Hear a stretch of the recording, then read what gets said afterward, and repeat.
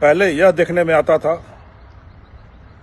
कि राजस्थान में अफीम मध्य प्रदेश के सीमावर्ती क्षेत्रों से आती थी और गांजे की आपूर्ति उड़ीसा और तेलंगाना क्षेत्र से हुआ करती थी।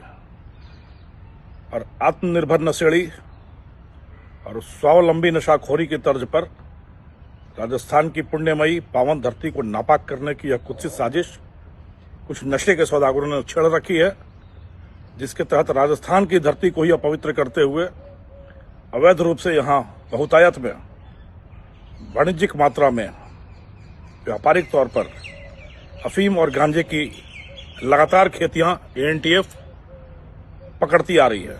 पिछले 6 महीने में 7वीं बड़ी कार्रवाई करते हुए कल शाम से लेकर आज दिन तक में एक बार फिर अवैध रूप से गांजे की बड़ी खेती के मामले का पर्दाफाश हुआ है। यह विदित हो कि पूर्व में ऑपरेशन गांजार्जन, ऑपरेशन गांजनेय, ऑपरेशन अंतःस्फोट, ऑपरेशन शस्य विषम जैसे ऑपरेशन चलाकर एएनटीएफ की टीम ने कई बार एनसीबी के साथ मिलकर, कई बार स्वयं अकेले मिलकर बड़ी बड़ी अवैध फसलें गांजे और अफीम की नस्तराबूद की थी। और एक बार फिर इस बार ऑपरेशन गांजाजुली चलाकर एनसीबी और एएनटीएफ ने संयुक्त रूप से करते हुए उदयपुर के राजसमंद इलाके में देलवाड़ा कैलाशपुरी सड़क पर गेहूं के खेत के बीच में एक पहाड़ी के टुकड़े के ऊपर करीब 6 बीघा खेती में बड़े पैमाने पर अवैध गांजे की खेती और वहां से गांजे की खपत, करीब 5,860 पौधे अभी तक जब्त किए गए, जिनसे बताया जाता है कि करीब 10.25 करोड़ रुपए की अफीम बनाई जा सकती थी। यदि मैं थोड़ी सी पृष्ठभूमि में जाऊं ऑपरेशन गांजाजुली के, तो लगातार यह सूचनाएं आ रही थी कि अब गांजा राजस्थान में बाहर से तो आ ही रहा है।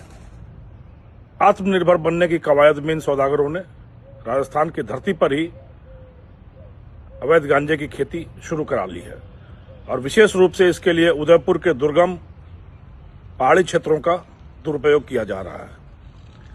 पिछली कुछ जब खेपें पकड़ी गई तो यह सामने आया कि फिर एक बार उदयपुर और राजसमंद के इलाके से ही यह खेपें आ रही हैं। लगातार सर्वेक्षण किया गया एनसीबी के द्वारा भी, एएनटीएफ के द्वारा भी, पर कुछ पता न चल सका।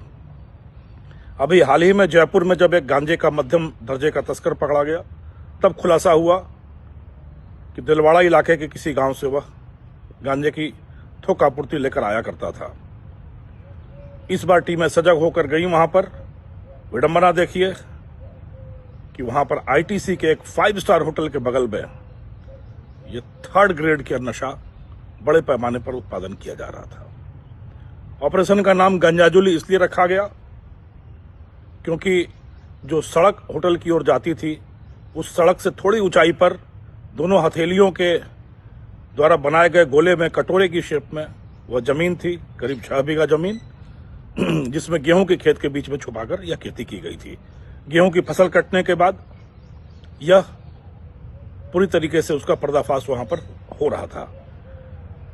जमीन का आकार ऐसा था कि वहां ड्रोन उड़ाने के बाद भी उस जगह का पता लगाना मुश्किल था। यही कारण था कि पिछले 2 महीने से टीम लगी रही पर उस जगह तक नहीं पहुंच पाई।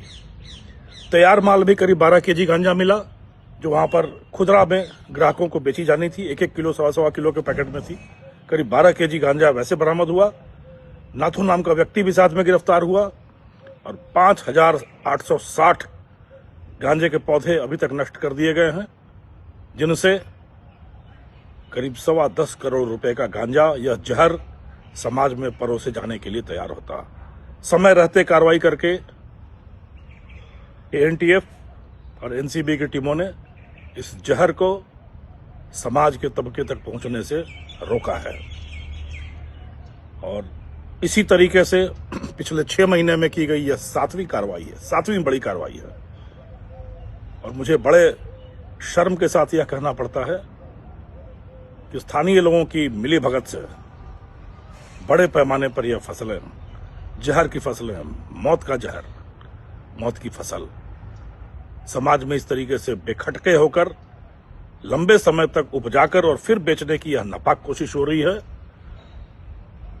सारी एजेंसियां तो इसके पीछे हैं और यह दुकान चलने नहीं दी जाएगी। हमारा बड़ा स्पष्ट आह्वान है कि नशे के इन सौदागरों को इसकी कीमत चुकानी होगी और हर कीमत पर नशे की दुकान बंद ही करनी होगी।